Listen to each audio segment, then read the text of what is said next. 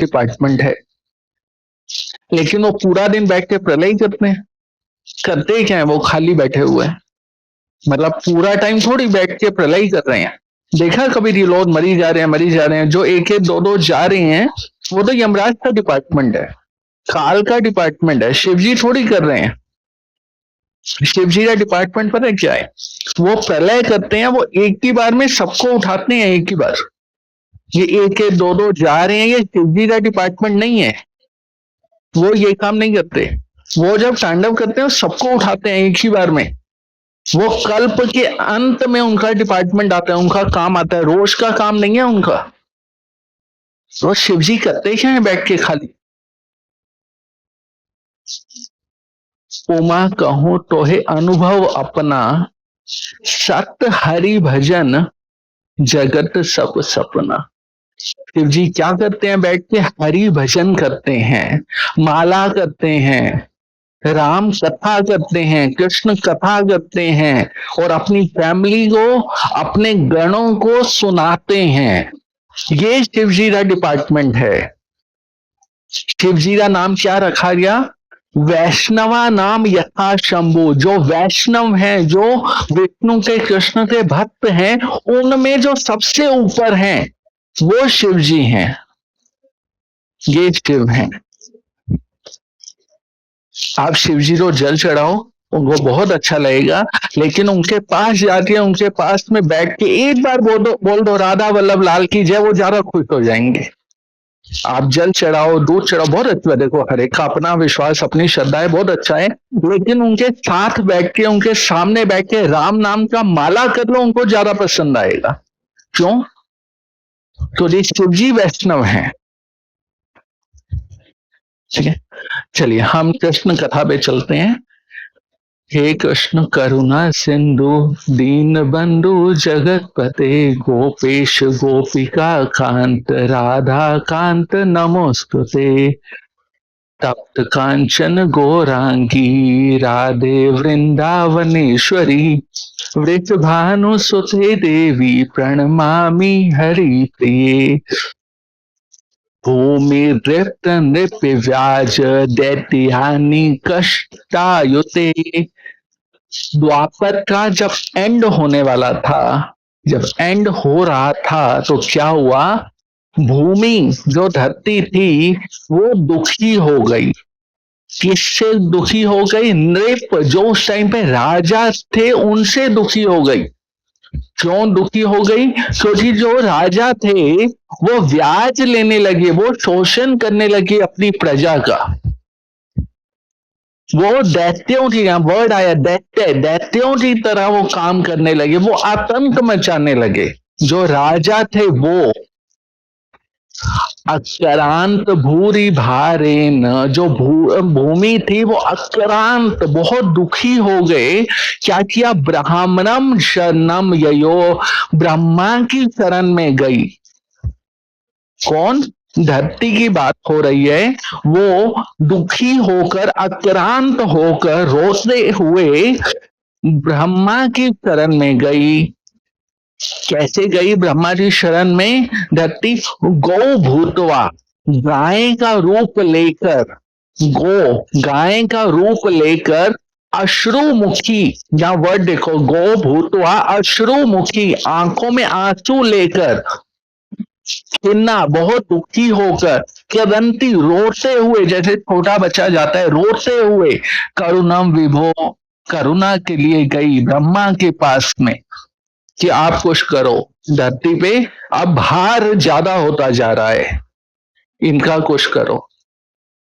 ब्रह्मा ने बोला, देवी कोई छोटा मोटा दुख होता ना तो मैं निपटा लेता, ये बहुत बड़ा है, ये अपना डिपार्टमेंट नहीं है ये। तो क्या करें, ब्रह्मा ने वहीं से फोन उठाया। अच्छा आप मेरी फोटो नहीं देख पा रहे, देख पाओ थोड़ा एक्सप्रेशन समझ आएंगे। हाँ, ब्रह्मा ने वहीं से फोन उठाया, फोन उठाते नारद जी को बुलाया, शिव जी को बुलाया, इंद्र को बुलाया, सब देवी देवताओं को बुलाया, और सबको कहा लेके क्षीर सागर, जहां भगवान विष्णु विश्राम करते हैं, जहां भगवान विष्णु रहते हैं, वहां लेके गए सबको। और वहां जाके क्या किया इन सब ने, सबने वहां भगवान विष्णु उनको दिखे नहीं, उन्होंने कीर्तन किया। क्यों किया कीर्तन? भगवान का ही एक श्लोक है।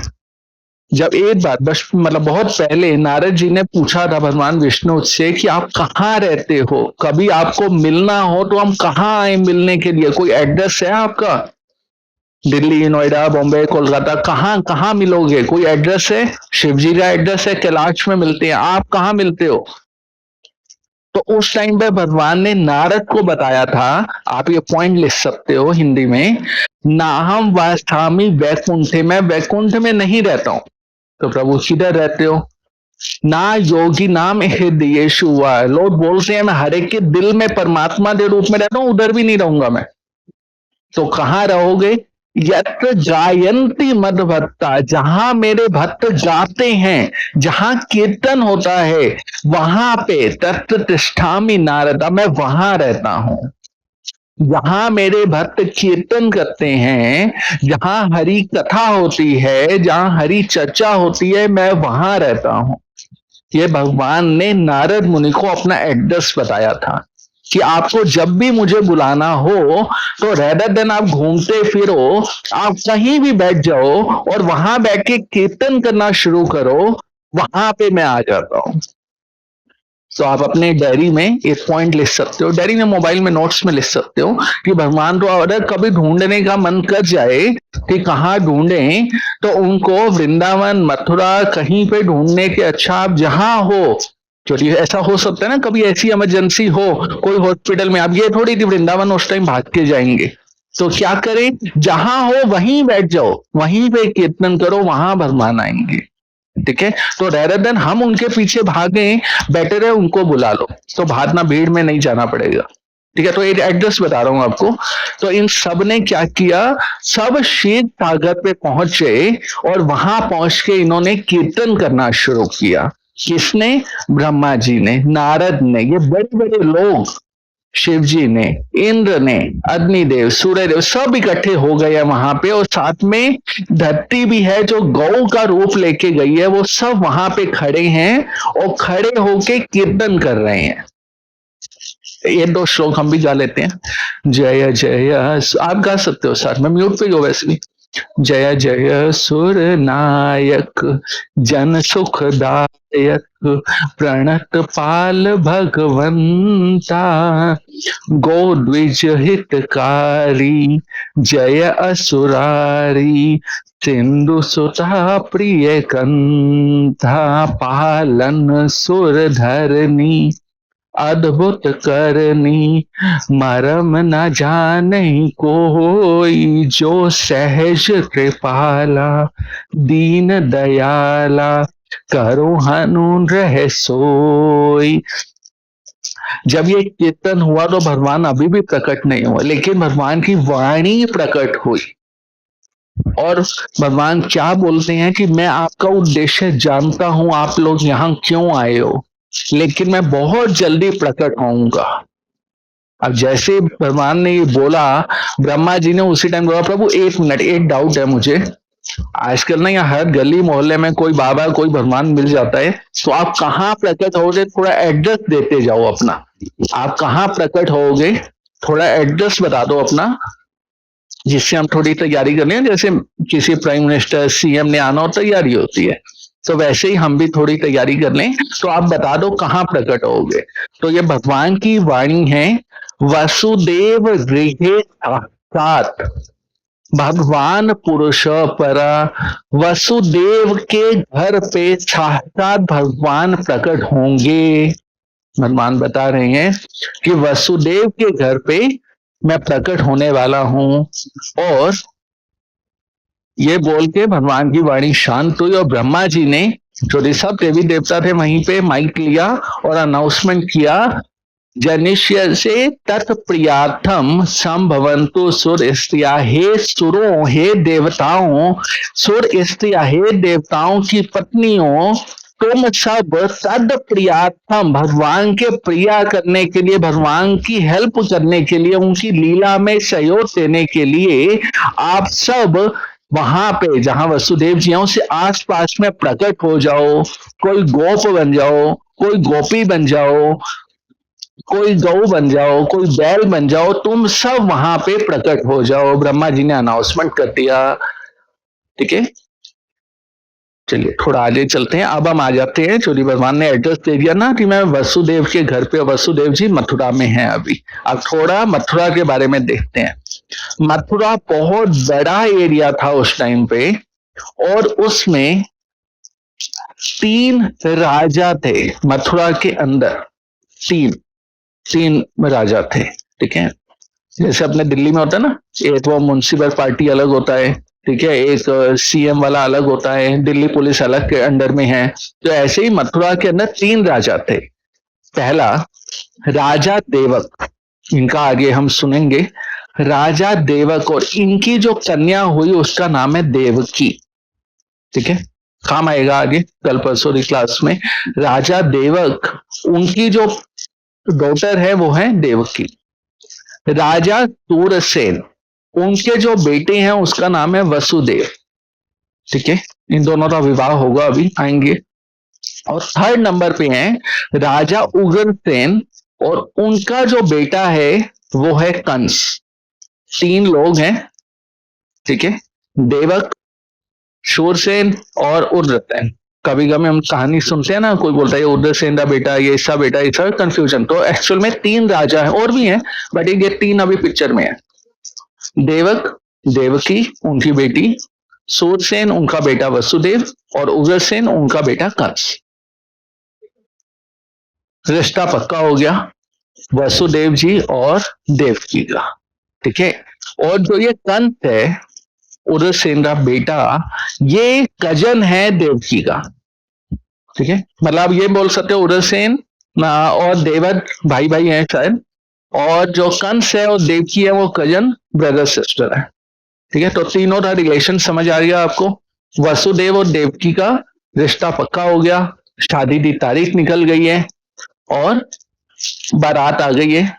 सारी चीजें अच्छे से हुआ। अपने यहाँ 2-3 दिन शादी चलती है, इनके यहाँ 15 दिन चली। पूरा जिसको दहेज बोलते हैं वो सब दिया गया, सब अच्छे से हुआ। और फाइनली देवकी का विदाई का टाइम आया। वसुदेव जी देवकी दोनों रथ पे बैठे हैं, साथी है घोड़ा चलाने के लिए, रथ चलाने के लिए। बहुत सारे हाथी, घोड़े, सोना सब कुछ दिया गया है, कोई कमी नहीं है। सारी प्रजा रो रही है कि उनके घर से उनकी बेटी जा रही है देवकी, और जो उनके पिता हैं देवक वो भी रो रहे हैं, माता भी रो रही हैं, सब रो रही हैं। और ये सब देख के, इतना इमोशनल सीन देख के कंस भी इमोशनल हो गया। उसने सारथी को बोला तू हट जा, मैं जाऊंगा आज इसको, इसे घर पे छोड़ने के लिए। कंस कहां बैठा?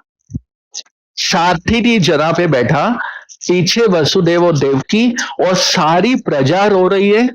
बहुत इंपॉर्टेंट पॉइंट है ये, सारी प्रजा रो रही है, देवक भी रो रहे, देवकी की माता भी रो रही है, उनका नाम मुझे याद नहीं। तो ये सब लोग रो रहे हैं, और देवकी की विदाई हो रही है। वो लास्ट में वो चावल या कुछ लेके डालते हैं ना, तो वो सब सीन हो रहा है। बस ये बिल्कुल जाने तो तैयार है, और कंस इमोशनल होके साथी की जगह पे आके बैठ गया, और घोड़े की जो वो चाबुक होती है, जो रस्सी होती है, वो सब अपने हाथ में ले लिया। बस वो चलाने को ही रेडी हो रहा है, इतने में देवताओं में खलबली हो गई। देवताओं में, अब पूछा भाई देवताओं तो तुमको क्या टेंशन हुआ? कहते हैं अरे अभी अभी हम सुन के आए हैं वसुदेव के घर पे साक्षात भगवान आने वाले हैं, और ये कंस इनडायरेक्टली भगवान के भक्तों की सेवा करने वाला है। ये कंस अननोइंगली भगवान के जो शुद्ध भक्त हैं, जिनके घर पे भगवान आने वाले हैं, उनकी सेवा कर देगा। और भगवान गीता में प्रॉमिस करते हैं, नाम में भक्त्या प्रयश्यति, जो मेरे भक्तों की सेवा करता है उसका कभी विनाश नहीं होता। तो भगवान ऑब्लिगेशन में आ जाएंगे, कंस को मार नहीं पाएंगे। और यही सबसे बड़ा, इसी को ही खत्म करना है, इसी के लिए भगवान आ रहे हैं। और ये अगर सेवा करने पे आ गया तो यार बड़ी प्रॉब्लम हो जाएगी। अब देवताओं ने बोला, पिछली बार सरस्वती माता के पास गए थे रामायण के टाइम पे, इस बार तो अभी जाने का टाइम नहीं है। देवताओं ने आकाशवाणी कर दी वहीं से, अरे मोर, पहले वो कंस देखा, अपने तो मोर कहने वाला कौन पैदा हो गया भाई यहाँ पे, तो अपना ही गुंडा राज है, ये कौन आया। अरे मोर, तू जिसका रथ चलाने जा रहा है उसकी 8वीं संतान तेरी मृत्यु का कारण बनेगी। यह आकाशवाणी हुई। जैसे ही आकाशवाणी हुई, अब तो भैया खाएगा इमोशन, अब तो पहले जान बचे तभी तो कुछ करेंगे ना। कंस उसी टाइम खड़ा हुआ, तलवार निकाली, देवकी के बाल पकड़े और सीधा तलवार बस चलाने ही वाला था। ठीक है, ध्यान से सुनो, ये बहुत इंपॉर्टेंट पॉइंट है। कंस तलवार चलाने ही वाला था, देवकी को मारने ही वाला था। उस टाइम पे अभी मैंने बताया थी, सारी प्रजा रो रही थी। कोई प्रजा आई बीच में? नहीं आई। मतलब वो सारी दुनिया तमाशा देख रही थी। देवकी जाए तो कोई बात नहीं, मर जाए तो कोई बात नहीं, हमें कोई फर्क नहीं पड़ता। अरे छोड़ो, देवकी के जब पिता आए बीच में, कभी आपने सुनी होगी स्टोरी, क्या देवकी के पिता आए कि यार बचा लेते हैं हम, मेरी बेटी है, अभी अभी शादी हुई है, शादी के जस्ट में ही है, इसको बचा लेते हैं अभी? नहीं। देवकी की माता आई बीच में? नहीं। कोई और आया उससे, बाकी कजन्स भी थे, बाकी भाई बहन भी थे, कजन्स भी थे, अपनी कोई रियल भाई बहन भी होंगे, कोई आया बीच में? नहीं। उस टाइम पे कौन आए? वो वसुदेव जी आए बीच में। अच्छा, सच्ची बताओ, वसुदेव की अभी अभी शादी हुई नहीं? आज का रट्टा उठा बोला माता मारो, मेरा क्या, अभी 2 मिनट पहले वो शादी हुई है, तब तक दूसरी कर लेंगे, अपन क्या करेंगे। अपन का बीच में आए? वसुदेव जी बीच में आए। मैं बता रहा हूँ, परिचय बता रहा हूँ कि भगवान किसके घर पे आते हैं, हमारे जैसों के घर पे क्यों नहीं आते। वसुदेव जी बीच में आए। देवक के घर पे भगवान नहीं आए, वो जो प्रजा थी वहां भगवान नहीं आए, वसुदेव के घर पे आए। अभी इंट्रोडक्शन हमने सुना ना, वसुदेव देखे साक्षात, मैं वसुदेव के घर पे आऊंगा। हम सब ने जन्माष्टमी मनाई है बचपन से, अब तक 40-50 साल मना ही रहे हैं हम लोग। लेकिन क्यों आए वसुदेव के घर पे? वसुदेव दिखे साक्षात। क्यों? क्योंकि वसुदेव धर्म की रक्षा कर रहे हैं। वसुदेव बीच में आ रहे हैं। नहीं तो बोले यार कंस अपनी बहन को, मैं कहीं बीच में हूं यार, मेरी तो अभी शादी नहीं हुई, अभी तक तो मैं घर ही नहीं पहुंचा। वसुदेव जी बीच में आए, कंस को रोका। रोकने के लिए चाणक्य पंडित बोलते हैं, साम दाम दंड भेद 4 नीति होती हैं, किसी को भी ब्रेक करना हो आपने। साम, पहले समझाया कंस को कि भाई मरना तो है ही ना, काई टेंशन लेते हैं, आज नहीं तो कल छोड़ देना। अब तो लगता है कंस सुनने वाला ना, कुछ नहीं सुना उसने। दूसरा होता है दाम, कुछ पैसा दे के, लेकिन लगता है कंस बोल सकते थे, कुछ पैसा दे के मानता हो नहीं। दंड, कंस को डरा के, वो डरने वाला था, वो भी नहीं। चौथा भेद, ये सारी बातें सोचने का वसुदेव के बाद में कितना टाइम का? Just 1 second. तो यहाँ कंस की तलवार, यहाँ देवकी के बाल और ये गर्दन, बस इतना ही डिफरेंस था। 1 सेकेंड 2 सेकेंड, उतनी देर में वसुदेव जी ने सारी नीति अपनाई और कंस को समझाया लास्ट में, तुम्हें प्रॉब्लम देवकी के बच्चों से है ना, देवकी से तो नहीं है, ये तो तुम्हारी बहन है, छोटी बहन, तुम्हारी बेटी जैसी, और वो भी शादी की ड्रेस में। तुम क्या कर रहे हो? तुम्हारा नाम बदनाम हो जाएगा। तुम्हें इनके बच्चों से प्रॉब्लम है ना, मैं प्रॉमिस करता हूं तुम्हें 8वां नहीं, मैं सारे बच्चे लाके दे दूंगा। अब लोग बोलते हैं यार वसुदेव ने क्यों प्रॉमिस किया सारे बच्चों? अरे वो विद इन अ सेकेंड उनको डिसीजन लेना था। वसुदेव के पास में वो टाइम नहीं था जो पहले पीपीटी बना के अगले दिन जाके प्रेजेंट करने वाले हैं। इमीडिएटली यहाँ पे मौत की तलवार है और उसको 1 सेकेंड में डिसीजन लेना है। तो यही बोला कि मैं तुम्हें सारे बालक लाके दे दूंगा, तुम देवकी दो छोड़। कंस को भरोसा था वसुदेव के ऊपर। फाइनली इमोशन तो अब खत्म हो ही गए थे। कंस नीचे उतरा रथ से, साथी तो बोला ले जाओ यार इसको घर पे छोड़े आओ तुम। दोनों की जान बची, दोनों घर पहुंचे। अच्छा, ये यहीं पे आज हम रोकेंगे। पूरे इतिहास में, पूरी भागवतम में, पूरे महाभारत में पूरी भागवतम में हर जगह पे सिर्फ दो ही उपदेश हैं जो रथ पे हुए हैं। पहला उपदेश वसुदेव जी ने कंस को दिया, दूसरा उपदेश वसुदेव के पुत्र वासुदेव कृष्ण ने अर्जुन को दिया। दो ही उपदेश हुए जो रथ पे हुए और दोनों कामयाब। एक ने मरवाना बचा लिया, दूसरे ने मरवा दिया सबको। ठीक है, तो जैसे वो होता है ना फन फैक्ट, तो वैसा टाइप दो ही हुए हैं रथ पे। तो यहीं पे रुकते हैं, इनको घर पहुंचने देते हैं, कल हम आगे कंटिन्यू करेंगे। ठीक है? कोई क्वेश्चन कुछ आपको पूछना है या कुछ नहीं समझ आया?